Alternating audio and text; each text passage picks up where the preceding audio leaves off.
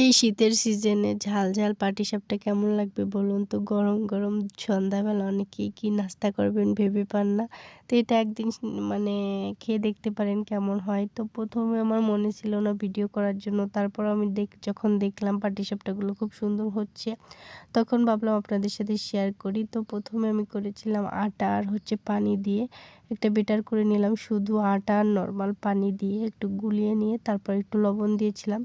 তারপর এভাবে ফ্রাই প্যানে দিয়ে তারপর ওর উপরে ডিম ছেড়ে দিয়েছিলাম। তো তারপর এভাবে পাটিসাপটার মতো করে নিলাম।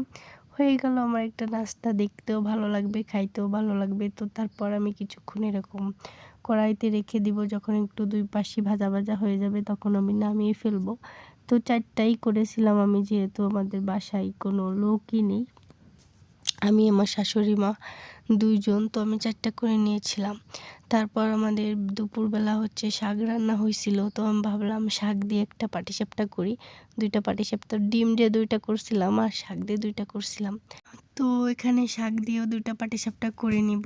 তো আমি দেখানোর চেষ্টা করতেছি কিভাবে আমি উল্টাইছিলাম। তো আমার এক হাতে ভিডিও করতেছিলাম আর আরেক হাত দিয়ে উল্টাচ্ছিলাম। এই কারণে একটু কেমন একটা লাগতেছিল। তো তারপর এই যে আমি হাত দিয়েই করে নিলাম। তো দেখলাম লেগে, লেগে আসতেছে। আর আপনারা ১ম এ যখন করতে যাই আমরা অনেক এক্সাইটেড থাকি, খুব তাড়াহুড়া করে করতে যাই। এরকম করবেন না। একটু সময় নিয়ে তলের পিঠ যখন একটু ভাজা, ভাজা হয়ে যাবে এমনিতেই দেখবেন যে উঠে যাবে। যখন মানে ভাজা, ভাজা না হবে আপনি খুন্তি দিয়ে করলে কিন্তু একেবারে নরম হয়ে যাবে, উঠতে চাবে না।